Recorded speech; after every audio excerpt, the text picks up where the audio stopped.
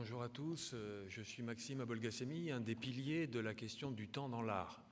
Et hier et aujourd'hui, nous avons déjà eu l'occasion d'interroger plusieurs aspects du contemporain, par exemple, dans l'art. Et il y a une question qui nous a paru particulièrement intéressante, c'est la question d'une pratique ludique des jeux vidéo, parce que c'est une expérience contemporaine que beaucoup font et qui interroge la temporalité. Et nous avons la chance d'accueillir Jean-Christophe Bailly, scientifique, entrepreneur, fondateur d'un des premiers startups, je crois, de la robotique, une des premières startups, et surtout qui a lancé un projet extrêmement ambitieux dont il va nous parler. Et je crois que vous portez le t-shirt qui donne le nom. Donc on va parler d'un projet, d'un jeu vidéo donc extrêmement ambitieux et qui justement permet d'interagir avec le temps de manière très originale, si j'ai bien compris. Voilà, je vous laisse la parole et je vous remercie de votre présence. Merci beaucoup, merci. Alors, on m'a équipé d'un système mobile, donc je vais pouvoir me promener un petit peu. Oui, on va parler de jeux vidéo, mais pas que. On va parler de monde virtuel. Je vais essayer de couvrir un certain nombre de sujets liés à ça, autour de cette idée de la nature du temps dans ces mondes virtuels. Alors, on va commencer par le jeu vidéo, très clairement. Ce que j'ai essayé de faire, c'est de rassembler pour vous quelques exemples de la façon dont le jeu vidéo peut explicitement jouer avec le temps et proposer des représentations différentes et jouer avec ce concept qui est complètement à la merci du jeu vidéo, puisqu'on peut le modifier, on peut le transformer comme on veut. Alors, je vais vous donner tout de suite quelques exemples. Avant même de parler d'exemples de jeux en particulier, on peut déjà noter une chose assez commune dans la plupart des jeux vidéo, c'est que vous avez une fonction, vous savez, où on peut sauver sa partie. Donc on s'apprête à faire quelque chose, on sauve la partie, on essaie, on est mort, bon ben on recharge la partie là où on avait sauvé, puis on recommence, on essaie autre chose. Ça c'est ni plus ni moins que du voyage dans le temps, on revient dans le passé et on essaie d'autres possibilités. Donc ça c'est quelque chose qui est très commun dans la plupart des jeux, et c'est déjà une forme de manipulation du temps lui-même. Alors au-delà de ça, on a toute une catégorie de jeux. Je prends des exemples à chaque fois très concrets. Là, c'est un jeu qui s'appelle Civilisation, qui est très connu, où on va avoir une expérience de jeu qui est par tour. C'est-à-dire vous jouez un tour, ensuite c'est le tour de l'adversaire, il peut prendre le temps qu'il veut à réfléchir, à décider de ce qu'il va faire. Et d'ailleurs, en fait, c'est pas spécifique bien sûr aux jeux vidéo. Par exemple, le jeu d'échecs, c'est un jeu par tour. Donc ça, c'est déjà une première forme aussi de jeu avec le temps, puisque à un moment donné, on est capable d'arrêter le temps et de penser aussi longtemps qu'on veut. On pourrait parfaitement imaginer attendre 50 ans entre chaque tour. On peut jouer à ces jeux d'ailleurs par correspondance, etc. Donc ça, c'est une première forme de manipulation du temps. On a aussi des jeux de type Colony Management. Là, vous avez l'exemple de Oxygen Not Included, qui est un jeu assez récent. Ce sont des jeux qui sont, pour beaucoup d'entre eux, qui viennent s'inspirent d'un jeu qui s'appelle Dwarf Fortress. Et donc, ce que vous voyez là, vous avez des petits personnages, vous ne les contrôlez pas directement. Ce que vous faites, c'est que vous donnez des ordres, vous donnez des instructions, vous dites je voudrais construire ça à un moment donné à cet endroit-là, je voudrais creuser cette partie-là pour récupérer les matériaux, etc. Et vous les laissez se débrouiller pour faire le travail à un moment donné. Donc il y a une forme d'intelligence un petit peu artificielle pour ces petits personnages. Donc c'est très amusant. Et dans ces jeux-là, vous voyez tout en haut à gauche, c'est classique, vous avez un moyen d'accélérer le temps. Vous avez des flèches, un triangle, deux triangles, trois triangles, qui vous permet de décider à quelle vitesse le temps va s'écouler. Tout simplement parce que quand vous avez donné tous vos ordres et que vous n'en avez pas d'autres en tête à un moment donné, vous avez envie que ça aille un peu plus vite et qu'ils se dépêchent de les faire, donc vous accélérez le temps et vous voyez d'un seul coup, ils se mettent à courir partout très très vite. Donc là, on joue avec la vitesse du temps, la vitesse d'écoulement du temps. Ici, vous avez un jeu, un shooter, donc vous êtes le personnage là que vous voyez, et en fait, ce qu'il est capable de faire, c'est de créer, donc le jeu s'appelle Quantum Break, il est capable de créer une espèce de sphère à l'intérieur de laquelle les ennemis vont être en fait dans un temps ralenti.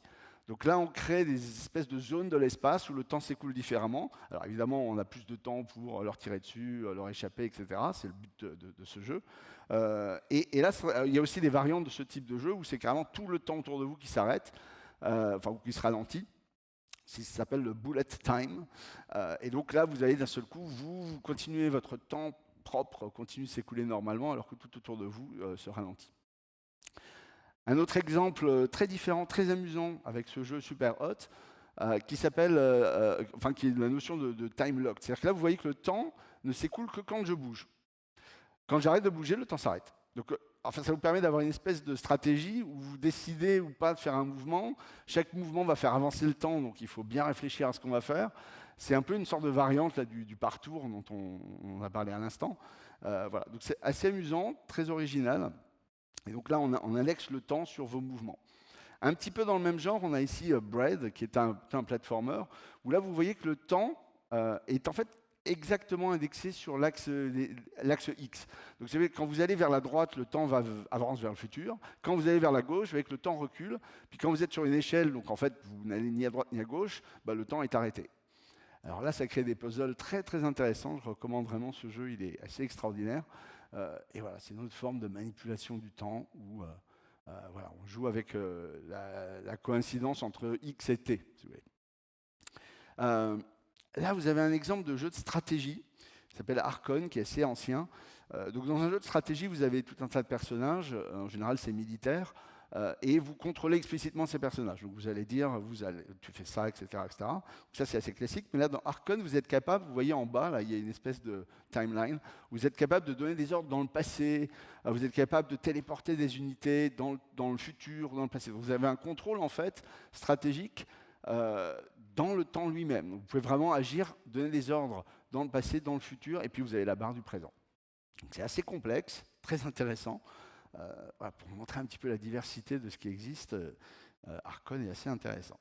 Un dernier exemple, c'est ce qu'on pourrait appeler des puzzles de temps en 3D. Donc, vous voyez, là, on vient d'activer en fait un enregistreur qui va mémoriser ce que fait le personnage. Donc là, il se met debout sur une plaque qui, quand vous êtes debout dessus, ouvre la porte, et il ne bouge plus.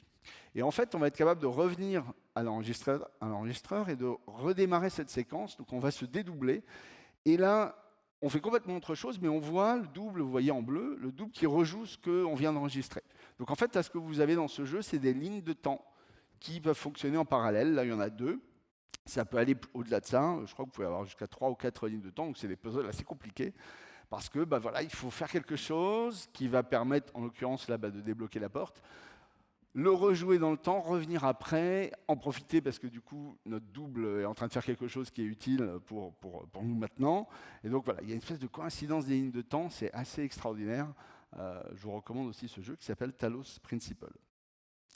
Voilà, et en fait, on pourrait trouver beaucoup d'exemples de ce type. Le jeu vidéo aime jouer avec le temps. C'est une facilité qui est donnée par la nature même de la simulation qu'on a entre les mains. On peut faire vraiment ce qu'on veut. Alors, de quoi on parle là, quand on parle du temps? On en a déjà parlé un petit peu ce matin, et je pense que c'est une distinction assez classique qu'on va certainement revoir dans plusieurs interventions aujourd'hui. On peut distinguer le temps objectif du temps subjectif. C'est vraiment fondamental pour discuter de ces sujets. Le temps objectif, si vous voulez, c'est le temps des physiciens ou des ingénieurs. On peut le définir très précisément avec des horloges atomiques. On va dire, voilà, quand il y a une transition d'un électron entre un niveau très bas atomique puis le niveau juste au-dessus, ça émet une radiation dont on connaît la fréquence. Et puis, en fait, on va dire, quand on a plus de... Enfin, on compte 9 milliards, 192 millions, etc. d'oscillations, puis ça va être une seconde. Voilà, donc là, c'est un temps objectif. On peut le définir précisément. Il y a aussi un volet théorique, évidemment, dans la définition du temps objectif.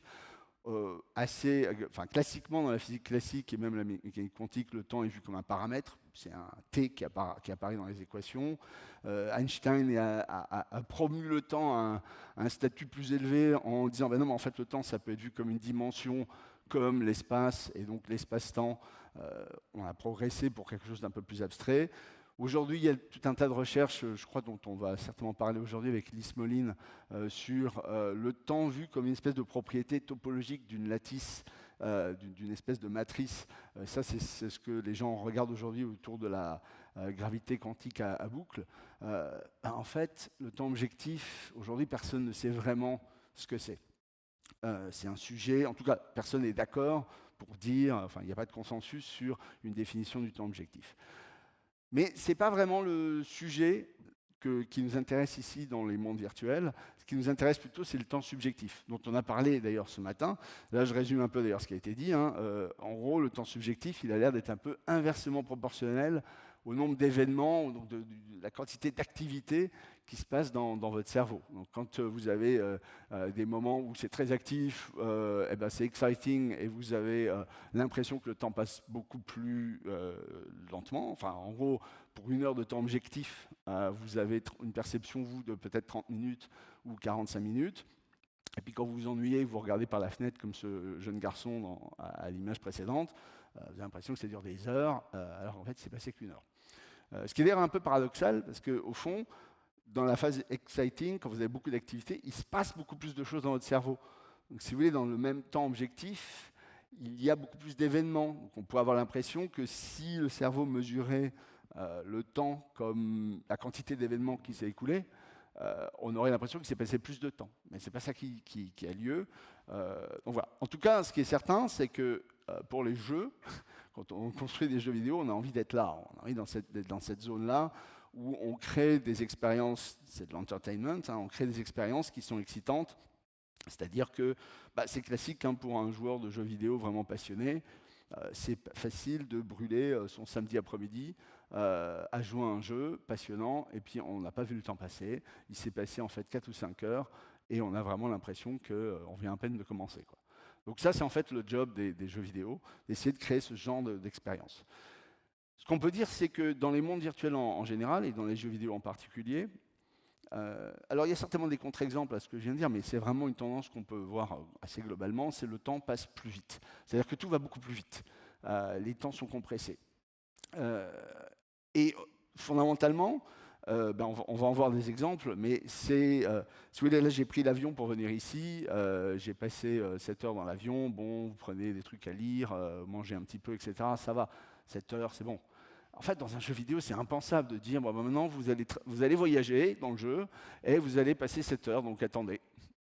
Voilà, c'est impensable. Donc en fait, les voyages, et on va le voir dans les exemples que je vais vous donner sur Dual Universe, tout est compressé. On essaie d'aller plus vite, parce qu'on ne peut pas demander à quelqu'un de passer 7 heures, même si c'est réaliste, parce que c'est pas fun, en fait, et on essaie de créer quelque chose d'amusant.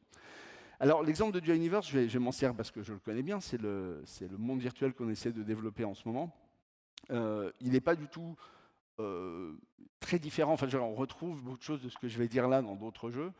Dual Universe, c'est un univers très très grand. Vous avez plusieurs planètes, et dans cet univers, vous avez une particularité, c'est que tout le monde est dans le même monde en même temps. Ce qui est assez... Enfin, ça n'existe pas dans le jeu vidéo. En général, vous avez des petits groupes de centaines de personnes dans une même instance. Là, vous avez en réalité tout le monde en même temps, donc potentiellement des millions de gens, dans le même monde qui coexistent, donc qui sont connectés en même temps, puis qui peuvent se voir. Et cet univers est entièrement éditable, donc ça veut dire que vous êtes capable de collecter des ressources et de fabriquer des choses. Donc tout ce que vous voyez là à l'écran, ça a été fait par des joueurs qui ont conçu ces bases, ces vaisseaux spatiaux, etc.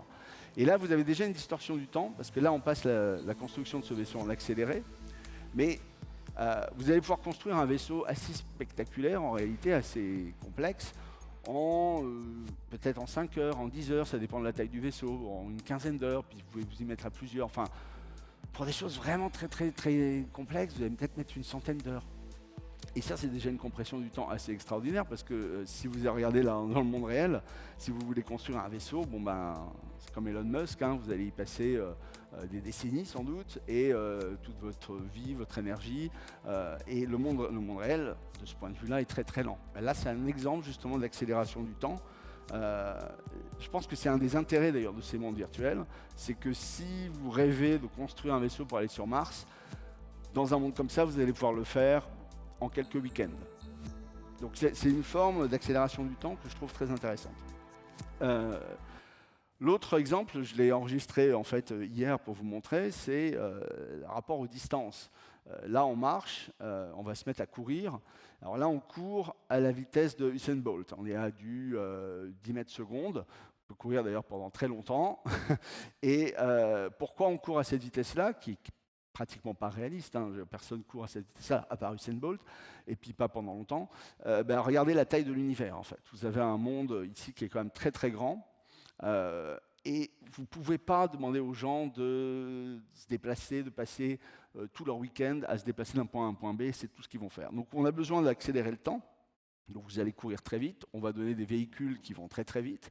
Cette planète en réalité est beaucoup plus petite que peut-être il n'y paraît, elle fait 120 km à peu près de rayon, donc elle est plus de, je sais pas, 30 fois je crois plus petite que la Terre, c'est d'ailleurs même pas une planète hein, si on est pour un astrophysicien, voyez, on a réduit la taille, réduit les dimensions de l'univers pour que on corrige le problème que je mentionnais tout à l'heure. Les 7 heures de vol dans l'avion, c'est pas possible. Donc il faut que le monde soit plus petit. Si on regarde même le système solaire qu'on a dans ce jeu, vous voyez ici les différentes planètes sont espacées.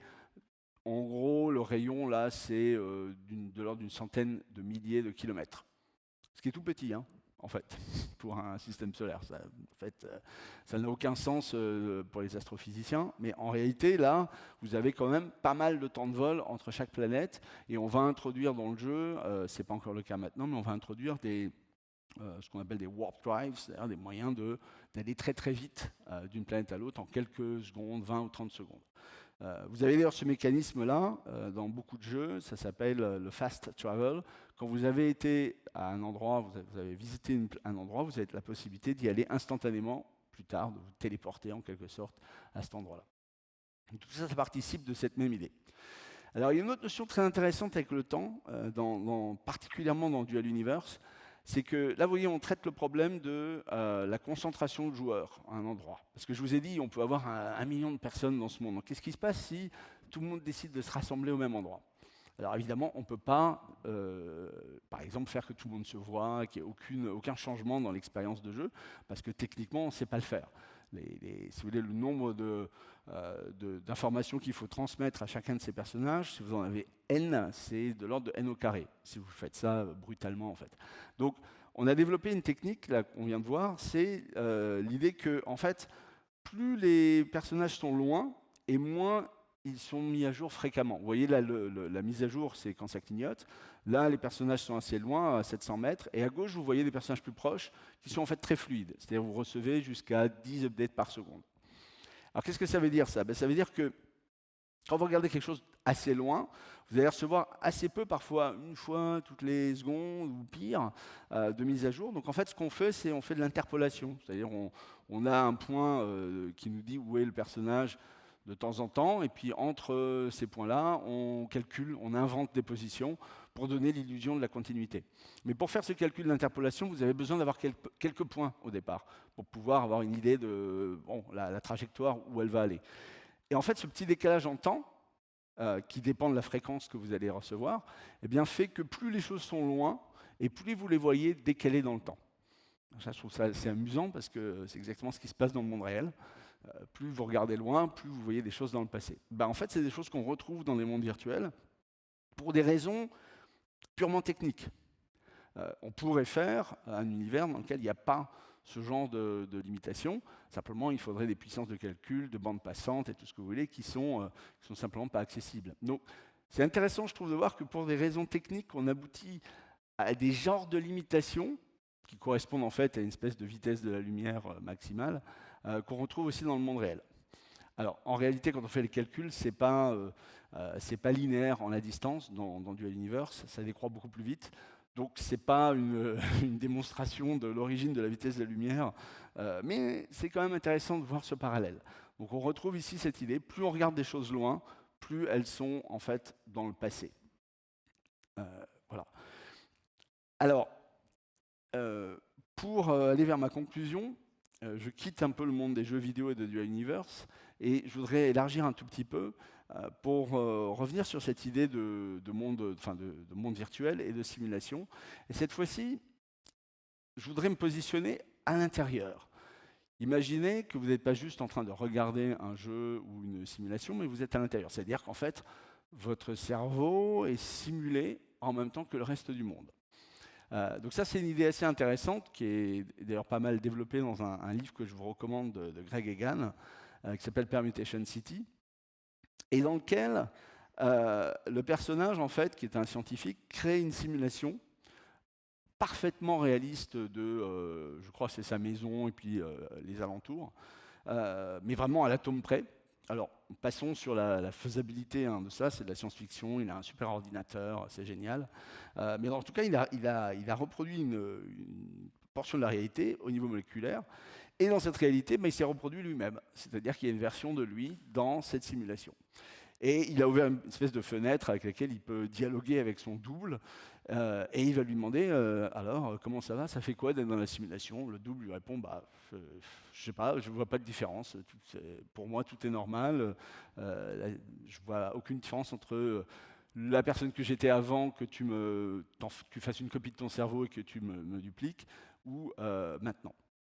Et là, il se livre à une série d'expériences assez intéressantes qu'il appelle la théorie de la poussière. Alors là, je vous parle simplement de la partie liée au temps. Il y a une partie liée à l'espace aussi, et qui consiste à dire, vous voyez en haut, on a la ligne de temps du simulateur, c'est-à-dire le temps réel pour le scientifique qui fait tourner son ordinateur, là. Et en dessous, vous avez le temps perçu par son avatar dans le monde virtuel. Et ce qu'il lui dit, c'est, écoute, ce qu'on va faire, c'est que je vais couper à un moment donné la simulation, je vais aller prendre un café, je reviens ensuite et je redémarre, là où ça en était exactement.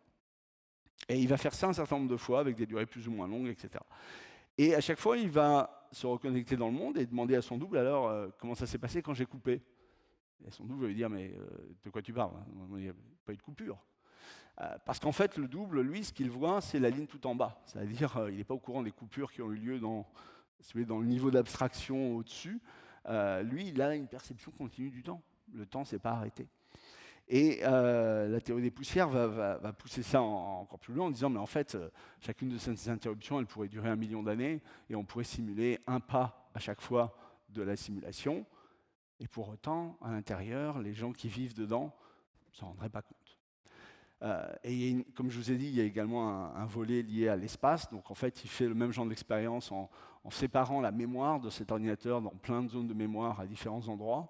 Et il arrive à cette idée de poussière. C'est-à-dire qu'en fait, vous pouvez imaginer une simulation qui est constituée de petits processeurs éparpillés un peu partout dans l'univers, puis qui calcule une unité de temps, enfin un tic de la simulation tous les 1 million d'années, si vous voulez. Les gens à l'intérieur ne voient pas la différence. Alors ça, c'est intéressant parce que ça pousse cette idée que vous n'avez pas forcément besoin d'une machine, vous n'avez pas forcément besoin d'un ordinateur qui simule quelque chose pour que ce quelque chose existe. En tout cas, c'est l'idée qui est un peu poussée là. Et ça montre en tout cas cette nuance intéressante entre le temps réel du niveau au-dessus, puis le temps perçu par les gens qui sont dans la simulation eux-mêmes. Alors le corollaire de ça, c'est par exemple, si le monde dans lequel on est là était une simulation, d'abord peut-être qu'il n'y a pas besoin d'un ordinateur au niveau supérieur pour le simuler, de manière explicite avec une machine. Ça c'est un concept assez intéressant, mais surtout cette capacité, enfin la capacité de calcul qu'il aurait besoin pour simuler le monde réel n'a pas besoin d'être énorme, puisque peu importe cette capacité de calcul, il peut s'écouler 1 million d'années entre chaque pas de calcul. Les personnages, donc nous, à l'intérieur de la simulation, pour nous, ça ne ferait aucune différence. Donc voilà, c'est assez intéressant. Et là, on commence à jouer vraiment avec des notions de point de vue de référence, on va dire, entre des temps simulés et des temps dans le simulateur. Une autre idée qui est très intéressante, c'est une idée d'écoulement du temps non uniforme dans ces simulations. Et vous pouvez vous dire, par exemple, en tout cas ça pourrait être une caractéristique de l'implémentation d'un simulateur de ce type, donc pour des raisons techniques, computationnelles, que si vous avez des zones à faible densité à gauche, vous n'avez pas beaucoup de matière, en fait il n'y a pas grand-chose à simuler, il n'y a pas beaucoup d'interactions, donc ça ne vous coûte pas beaucoup en CPU, en temps de calcul.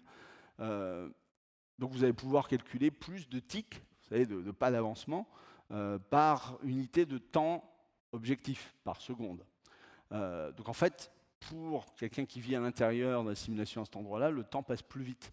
Et inversement, si vous avez une zone à très forte densité, il y a beaucoup de choses à calculer. Bon, en gros, ça prend beaucoup plus de temps de calculer un pas supplémentaire dans la simulation.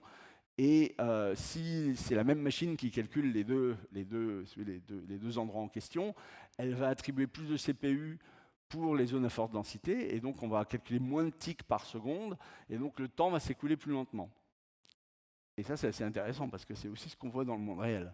Vous savez, en relativité générale, que quand vous avez beaucoup de masse, d'énergie à un endroit donné, en fait, le temps s'écoule pour un observateur qui est extérieur à cet endroit-là. Eh bien, le temps s'écoule plus lentement.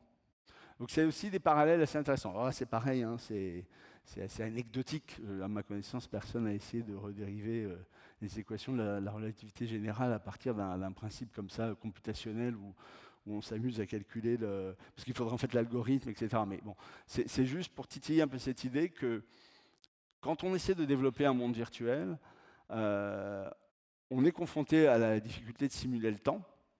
Ce sont des difficultés d'ordre computationnel, c'est-à-dire qu'on essaie d'être efficace, d'être scalable, d'être capable de faire fonctionner ça effectivement sur une machine. Si la machine était à puissance infinie, à mémoire infinie, à CPU infinie, ces problèmes-là n'existeraient pas. Mais à partir du moment où on se pose la contrainte de simuler un monde virtuel avec une vraie machine, on arrive à des optimisations, on arrive à des points de vue algorithmiques qui finalement nous amènent à ce genre de distorsion où ah bah tiens, le temps va passer plus lentement quand il y a plus de matière parce qu'il y a plus de choses à simuler, ou ah bah tiens, le temps des objets qui sont plus loin, il est décalé, donc plus je regarde loin, plus je vois des choses dans le passé.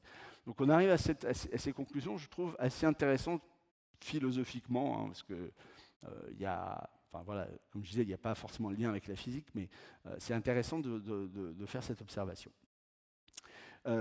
Voilà, mais je conclus sur ça et on peut passer aux questions. Pour moi, la conclusion, c'est que ces mondes virtuels, et le jeu vidéo en particulier, mais pas que, pour moi, c'est des espèces de playground, de terrain d'expérimentation géant pour jouer avec ce concept du temps subjectif. Parce que justement, on a le contrôle à 100% sur ce qui s'y passe, et donc on est capable de jouer avec le temps, littéralement, enfin, en particulier avec les jeux, justement. Mais voilà, donc c'est un domaine que je trouve assez passionnant. Et moi, j'espère vous avoir montré un petit peu quelques exemples, vous avoir un peu titillé l'imagination sur ces sujets-là. Et je vous remercie.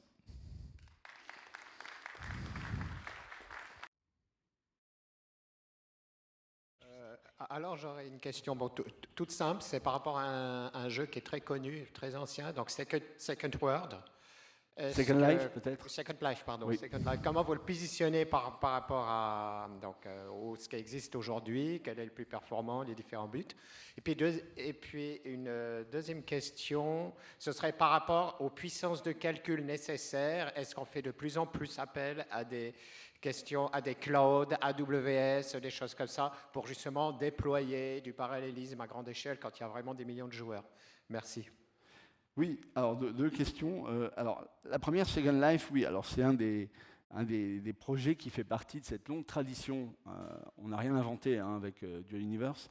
Cette longue tradition qui consiste à essayer de créer un monde comme ça, alternatif, un Second Life, un Dual Universe, une espèce de monde bis dans lequel l'humanité peut se connecter et puis vivre d'autres expériences, vivre différemment. Donc ça, c'est une vieille idée qui est présente dans la science-fiction. Là, il y a un film encore il n'y a pas longtemps, Ready Player One, Matrix même, en fait, c'est dans la même tradition. Donc tout ça n'est pas nouveau. Alors, ce qui est nouveau, c'est l'environnement technologique. D'ailleurs, ça rejoint votre deuxième question.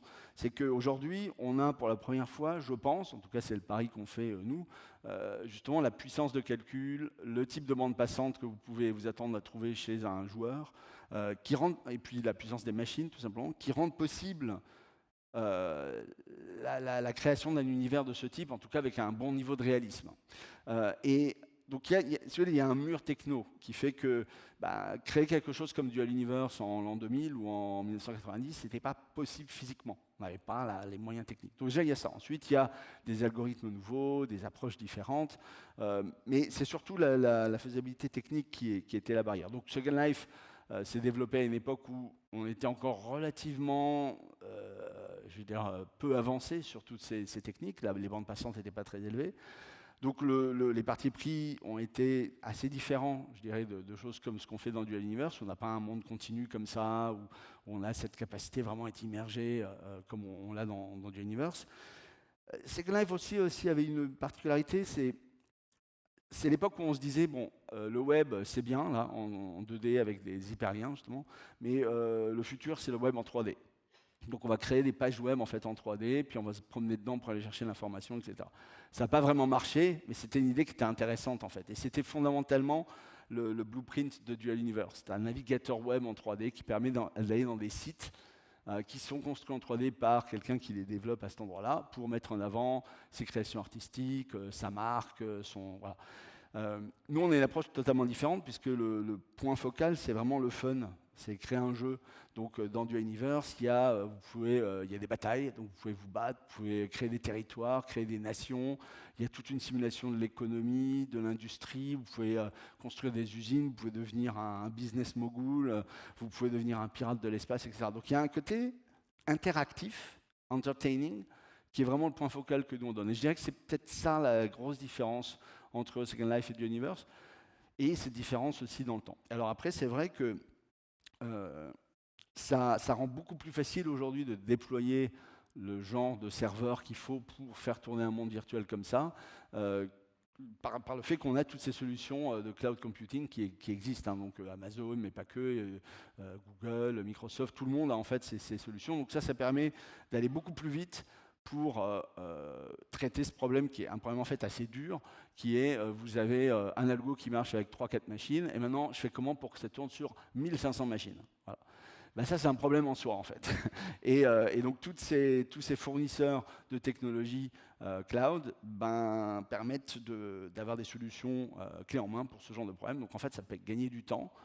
Et vu qu'ils ne se sont pas constitués en 3 jours, ces solutions, on peut imaginer que ça, c'est notre barrière. C'est-à-dire que si nous, on avait dû développer toute la technologie qu'il y a derrière, par exemple le cloud Amazon, on y serait encore. Et on n'aurait pas commencé à faire du Universe.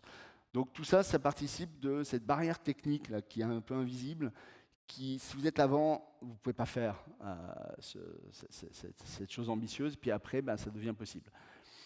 Voilà. Alors peut-être je me suis trompé de 10 ans et il faut peut-être des connexions avec 1 terabit et des machines 1000 fois plus puissantes, mais je ne crois pas. Et d'ailleurs le jeu est déjà jouable, il y a pas mal de gens qui s'en servent et ils sont plutôt contents.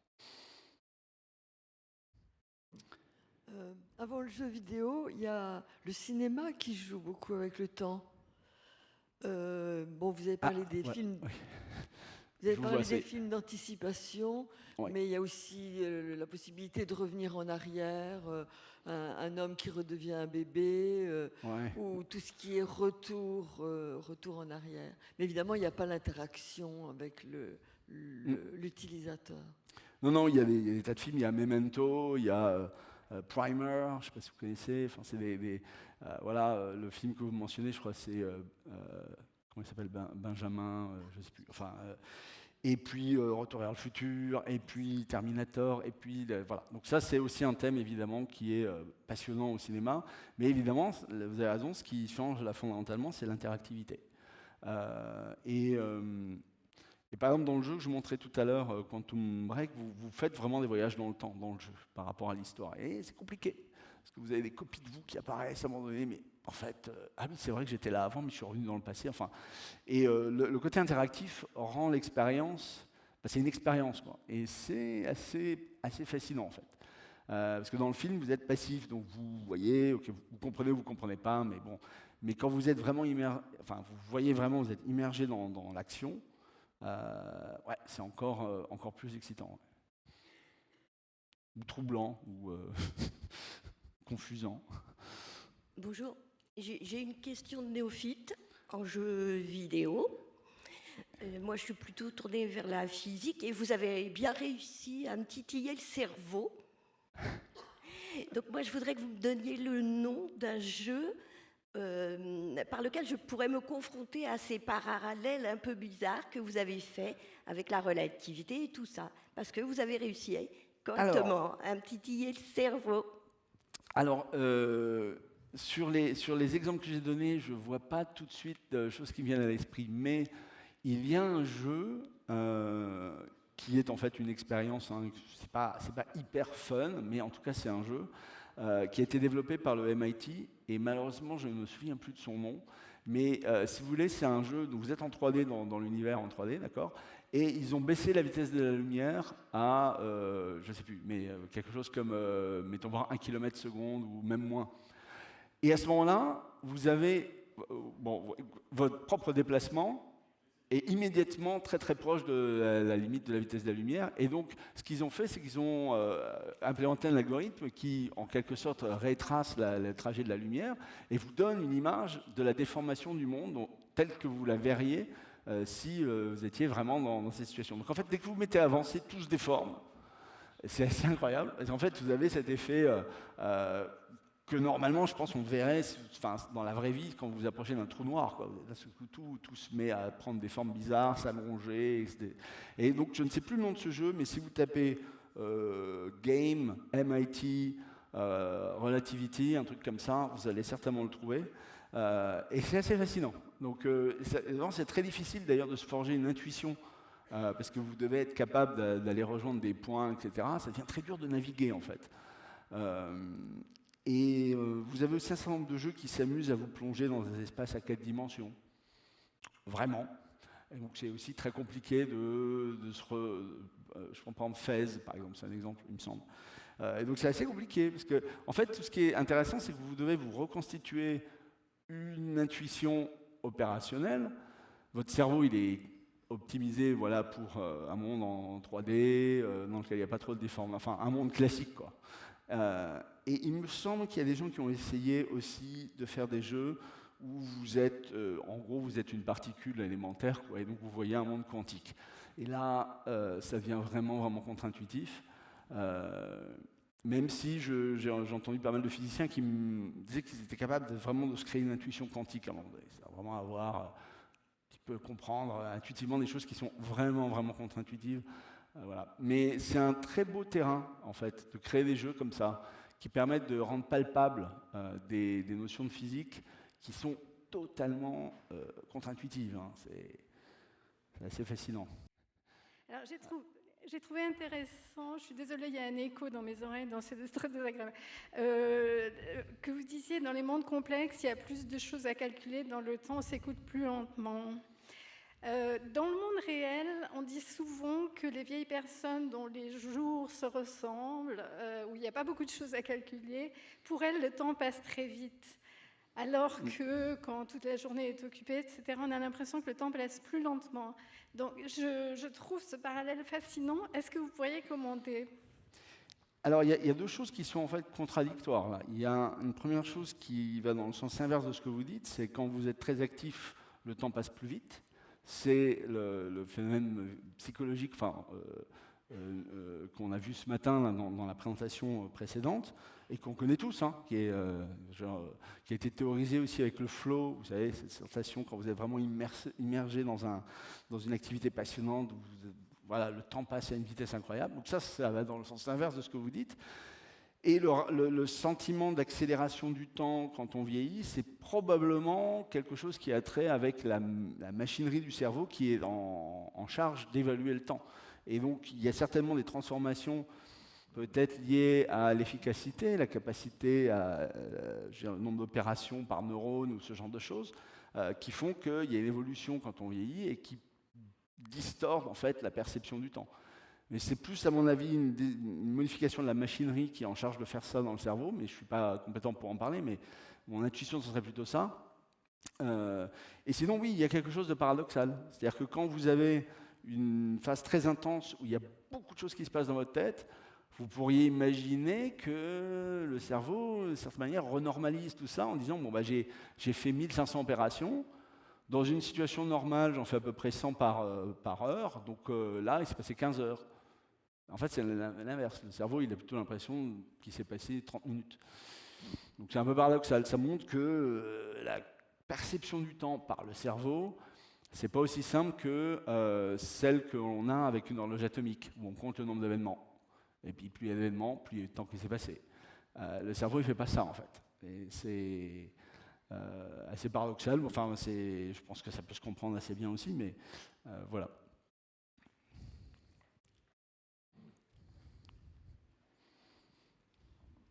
Merci. Je vous propose de remercier M. Bailly.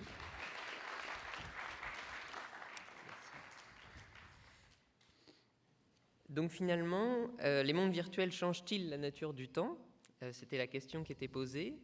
Il semblerait que oui, en tout cas, votre conclusion nous disait que c'était une cour de récréation où on pouvait jouer avec tous les paramètres du temps.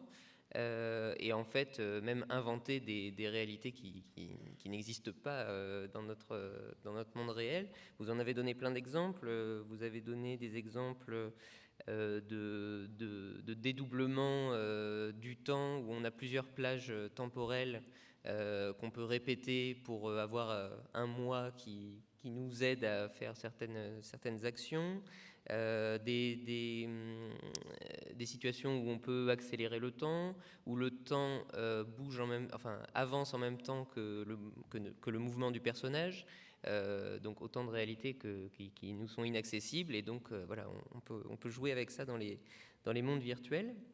Donc vous êtes revenu sur la différence entre temps objectif qu'on essaye de définir dans d'autres conférences au cours de ce congrès, et puis le temps subjectif qui est celui sur lequel vous jouez avec les joueurs, puisque votre objectif c'est qu'ils puissent s'amuser en jouant aux jeux vidéo, et donc avoir une sensation de contraction du temps.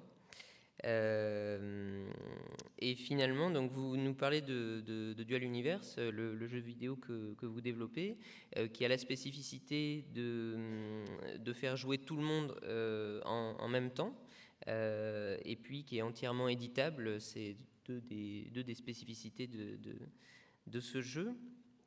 Et donc évidemment toutes les durées, toutes les distances sont assez réduites, puisque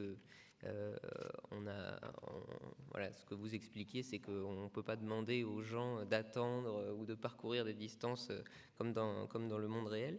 Donc on peut aller sur Mars en quelques secondes. Alors je ne suis pas sûr qu'il y ait Mars dans le jeu, mais on parlera tout à l'heure de comment on accède à la planète Mars, et je crois que ça prend un peu plus de temps que ça. Et puis finalement, vous nous dites qu'on retrouve des principes physiques en quelque sorte à cause des contraintes technologiques qu'on a. Donc par exemple, plus on a d'activité, plus le temps passe vite, plus on regarde les choses loin, plus elles sont dans le passé. Et donc ça titille les physiciens de la salle. Et en quelque sorte, alors vous nous dites aussi que quand on est dans une simulation, on ne voit pas les coupures, parce que la personne qui simule peut aller prendre un café, revenir au même moment de la simulation, et la personne simulée s'en rend pas compte. Donc en fait, on pourrait très bien nous-mêmes vivre dans une réalité simulée.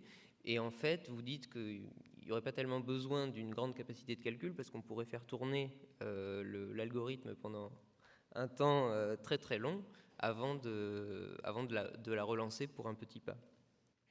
Donc finalement, quand vous développez des jeux dans le monde virtuel, vous vous confrontez à cette difficulté de la simulation du temps, et vous retrouvez en quelque sorte des principes un peu physiques du monde réel, ce qui est très, très intéressant. Donc je crois qu'on peut dire que réellement les mondes virtuels permettent de changer la nature du temps. Voilà, je vous demande de remercier encore Monsieur Bailly.